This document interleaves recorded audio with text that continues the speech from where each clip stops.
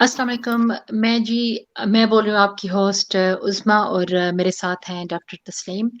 तो आज के हमारे वीकली राउंड अप का आगाज़ मैं इस शेर से करूँगी कि निसार मैं तेरी गलियों के ए वतन के जहाँ, चली है रस्म के कोई न सर उठा के चले। तो ये शेर पढ़ने की वजह जो है वो ये है कि इससे पहले कि मैं डॉक्टर साहबा के पास जाऊँ, मैं ज़रा ब्रीफली थोड़ा-सा ओवरव्यू बता देती हूँ कि जो चीज़ें हम लोग आज डिस्कस करेंगे। पहले नंबर पे तो जैसे कि आपको पता है कि पिछले 16 महीने से यो जो बर्बरियत 17 महीने हो गए हैं, अब जारी है, वो उसका कहीं पे हमें कोई एंड नहीं नज़र आ रहा। कहीं पे भी कोई नज़र नहीं आ रहा कि कोई बंदा जो है वो सोच रहा है कि हमारे मुल्क के साथ हो क्या रहा है, हमारे लोगों के साथ क्या हो रहा है, लोगों के जज़्बात क्या बन रहे हैं।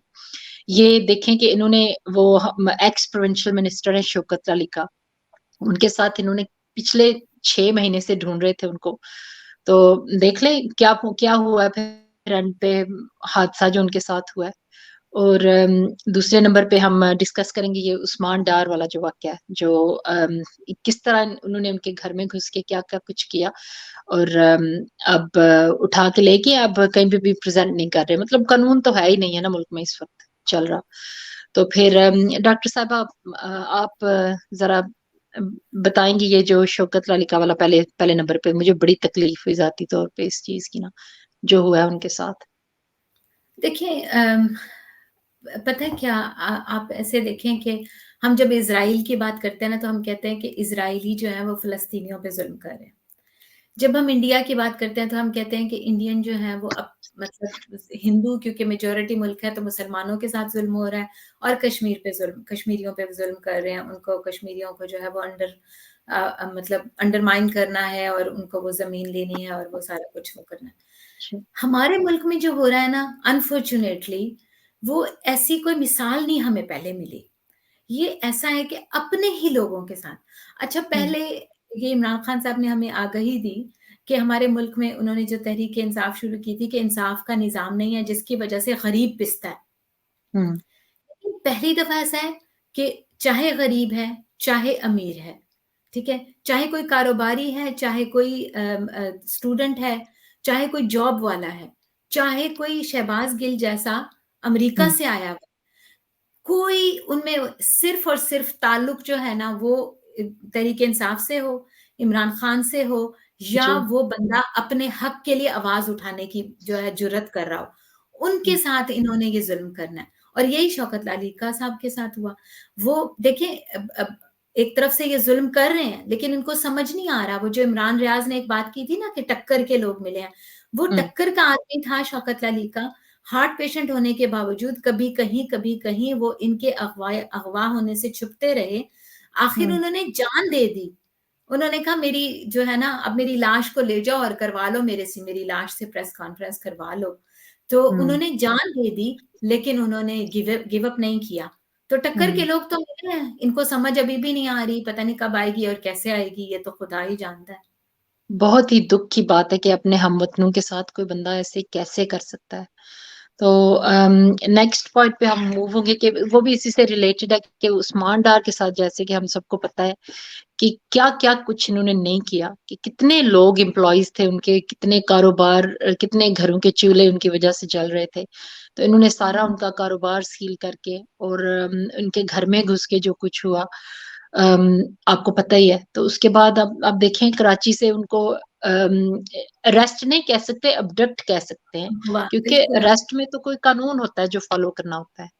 बिल्कुल, तो कानून की आप बात करें, उनकी वालिदा बेचारी देखें वो अब आके वो खुद यानी ज़ाहिर है कि अब वालिदा को ही आना पड़ेगा, तो वो आके रिक्वेस्ट कर रही हैं इंसाफ के इदारों से। इंसाफ के इदारों से यानी इस वक़्त देखें कि पूरा मुल्क जो है वो इंसाफ के इदारों की तरफ देख रहा है, कि आप कुछ तो अपनी स्पाइन शो करें, कुछ तो शो करें कि कब, कैसे, किस तरह से लोग इंसाफ के लिए कहाँ जाएँ, किस तरह माँगे? वो इंसाफ माँग रही हैं कि भई मेरे बेटे को अगर अगवा कर लिया है, कोई केस है, तो उनको प्रोड्यूस करें। ये जो पहले हम सुनते थे कि डिसअपीयरेंसेस होती थी, फोर्स्ड डिसअपीयरेंसेस अब तो पूरा मुल्क ही तकरीबन उस वबा का शिकार हो गया। हाँ, तो बहुत बहुत नहीं अनफॉर्चुनेट है। इंसाफ देख लेना, इंसाफ किया ना इन्होंने अरशद शरीफ के साथ उसकी बीवी के अनबेलेबल वारंट इशू करके। ये इंसाफ कर नहीं दिया इन्होंने, और कैसे ये इंसाफ करेंगे? यही तो इंसाफ है इनकी नजरों में। ये कितनी तकलीफ की बात है कि इस तरह का अजीम वो मतलब उस तरह का पाकिस्तानी आपको कोई नजर आता है? कोई अगर हम लोग नजर दौड़ाएं तो कोई नजर आता है उस तरह के लेवल का जर्नलिस्ट, उस तरह की इन्वेस्टिगेटिव जर्नलिस्ट कोई है पूरे पाकिस्तान में? कोई भी नहीं है उसके पाए का। किस तरह का वो वो इंसान था, और बिल्कुल। कैसे वो जान उसने भी कुर्बान कर दी और हक का साथ उसने नहीं छोड़ा। तो आप देखेंगे इस तरह का इंसाफ दे रहे हैं उसके घर वालों को। वही ना, मतलब ये तो लिटरली यकीन करें इतनी हार्ट ब्रेकिंग थी ना जब ये न्यूज़ देखी, कि आप बजाए कि शहीद को इंसाफ दें, उनके घर वालों को इंसाफ दें, बल्कि क्या हुआ, उनके घर वालों ने तो जो सुप्रीम कोर्ट को वो दी थी, रिक्वेस्ट दी थी, वो तो आज तक प्रॉपरली वो केस तो चल ही नहीं सका। जिनको हम्म। उन्होंने नामजद किया था वो तो जाहिर है कि वो जिनके पर जलते हैं वो वाला हाल है, उनको तो हम्म। आज तक वो केस तो चल ही नहीं सका। एक तरफ हम्म। सुप्रीम कोर्ट में वो केस है और दूसरी तरफ ये नीचे अदालतें, तो इसी से पता चल जाता है कि इनके जो रस्से हैं वो कहाँ से हिलाए जा रहे हैं, इनकी जो दौड़ भागे। यहाँ तक खबर आ रही है कि ये जो केस चल रहा था, इसका घर वालों को पता भी नहीं था। घर वालों को एग्जैक्टली। पता भी नहीं था कि कहीं पे कोई इन्वेस्टिगेशन हो रही है।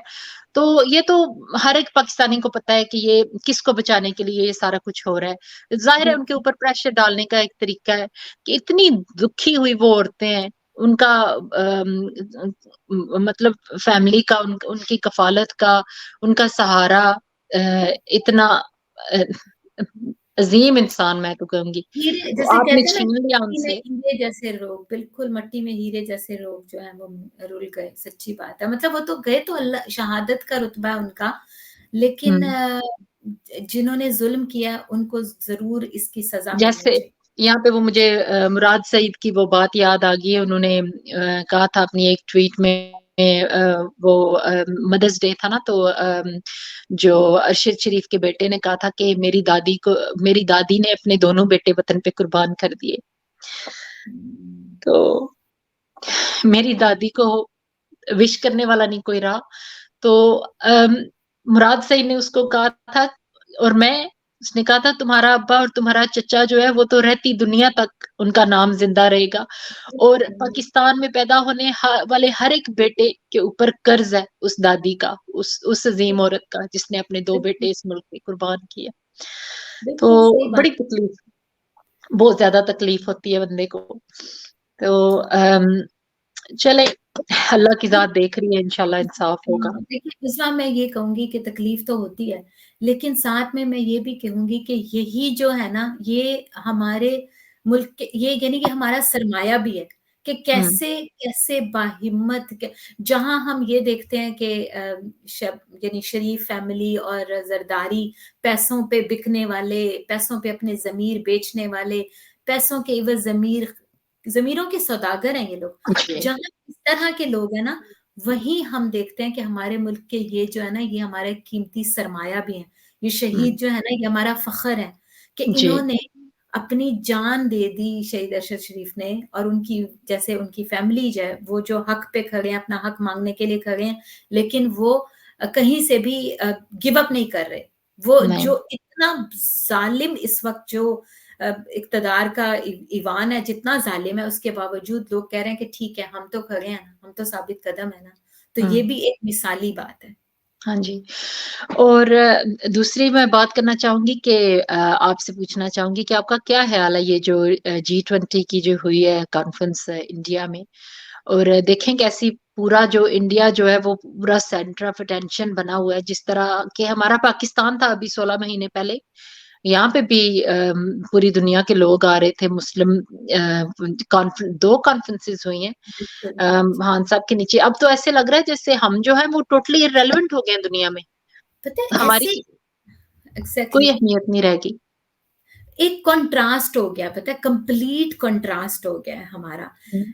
यानी अगर आप देखें कि जब इमरान खान साहब हुकूमत में थे, हमारी खारजा पॉलिसी ऐसी थी कि जहां इमरान खान साहब जाते थे वहां मोदी को कोई, यानी कोई लिफ्ट नहीं थी। मोदी हम्म। ऐसे बिल्कुल आउट ऑफ सीन रहता था, और खान साहब जो है ना वो हर जगह पे, जाहिर है कि उनका एक अपनी एक अचीवमेंट की वजह से उनकी एक हैसियत है। तो उनकी वो टावरिंग सेंटर पर्सनैलिटी है ना, उनकी एक एग्ज़ैक्टली टावरिंग उनकी पर्सनैलिटी है। बिल्कुल। और वो सेंटर ऑफ अटेंशन होते थे, लोग उनसे बात करना चाहते थे। उन्होंने सेंट्रल जो हमारे एशिया की डिफरेंट जो रियासतें हैं, उनका चाहे उन्होंने दौरा किया, चाहे उन्होंने 2 प्रेस वो करवाई, इस्लामी सरबराही कॉन्फ्रेंसेस करवाई, चाहे वो कहीं भी किसी भी रशिया में भी गए, जिस तरह भी होता था तो वो सेंटर ऑफ अटेंशन होते थे और मोदी बिल्कुल बैकग्राउंड में चला जाता था। अब ठीक है, वो G20 जो है वो सुना है कि लास्ट ईयर ब्राज़ील में हुई थी, नेक्स्ट ईयर शायद कहीं और इंडोनेशिया में होनी है। ठीक है, वो कोई बहुत बड़ी अचीवमेंट नहीं है इंडिया की, लेकिन हैविंग सेड दैट इस वक़्त उन्होंने अभी वो जो चाँद पे जाने वाला भी एक किया। हैविंग सेड दैट वो एटलीस्ट उन्होंने जो अचीव किया सो किया। हम इतना पीछे चले गए कि उनको मौका मिल गया। उसने कितने बड़े अल्फाज कहे कि पाकिस्तान को अब छोड़ दो, वो तो अपने ही मिसाइल में इस तरफ से चला गया कि वो पीछे चला गया, हम तो यानी उसने कितनी इंसल्टिंग बात की।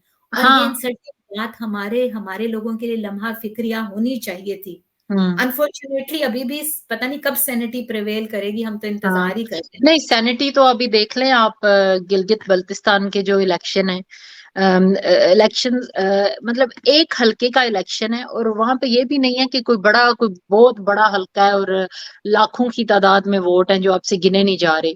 30,000 टोटल वोट हैं तीनों पार्टियों के मिला के। तो ये क्या ड्रामा चल रहा है कि वो सिर्फ पीटीआई जीत गई है तो इस वजह से वो ऑफिशियल रिजल्ट्स नहीं रिलीज कर रहे, तो वहां पे उनको धरना देना पड़ रहा है। तो नहीं, मतलब सैनिटी फिर कब प्रिवेल होगी और कैसे होगी इस तरह की हरकतों के बाद? पता क्या है, देखें, ये इनको ना समझ नहीं आ रही। जैसे आज मुराद सईद ने कहा था कि बादशाह नंगा है, इनको समझ नहीं आ रही कि ये इतना एविडेंट हो गया, इतना खुला ये इनका जो जानिबदारी है वो इतनी खुली है कि सबको पता चल रहा है। पूरा पाकिस्तान जो अवाम है ना, वो पूरे पाकिस्तान में जहां चले जाएं, वो कहते हैं चाहे इमरान खान जेल में भी बैठा है ना, हमारा लीडर हमारा वही है, वोट हमारा उसी को है, हमने उसे ही मानना है। इनको जो है ना अपनी अना में अभी समझ नहीं आ रही, लेकिन ये ज़्यादा देर नहीं चल सकता। ज़ुल्म का निज़ाम ज़्यादा देर नहीं चल सकता। मेरी तो ये समझ है। और जितना भी ये खौफ फैलाएं, लोग नहीं डर रहे। लोग नहीं डर रहे इससे। बिल्कुल ऐसा ही है। Thank you so much doctor तस्लीम, आपके वैल्यूएबल इनपुट का। और आखिर में यही कहना चाहूंगी कि कान तरस गए हैं सुनने को मेरे पाकिस्तानियों। क्या ही वो आवाज जब कानों में आती थी तो एक हौसला सा मिलता था दिल को, एक ऐसे लगता था कि एक लीडर है जो वो हम सबको ओन कर रहा है, ना सिर्फ पाकिस्तान में मौजूद पाकिस्तानियों को, ओवरसीज पाकिस्तानियों को, हर एक को ओनरशिप मिली थी, कमजोर तबके को, गरीब तबके को, सबको। वो लीडर जो है वो ओन कर रहा था, सबके लिए कुछ ना कुछ करने की कोशिश कर रहा था। तो अल्लाह करे, हमारी अल्लाह से यही दुआ है कि अल्लाह उन्हें हर हैरियत से वापस लेके आए, और हाँ, ये जो सारा जो सिलसिला है वो इंशाल्लाह। तो up until next week, thank you so much and thank you. Allah Hafiz. अल्लाह हाफ़िज़।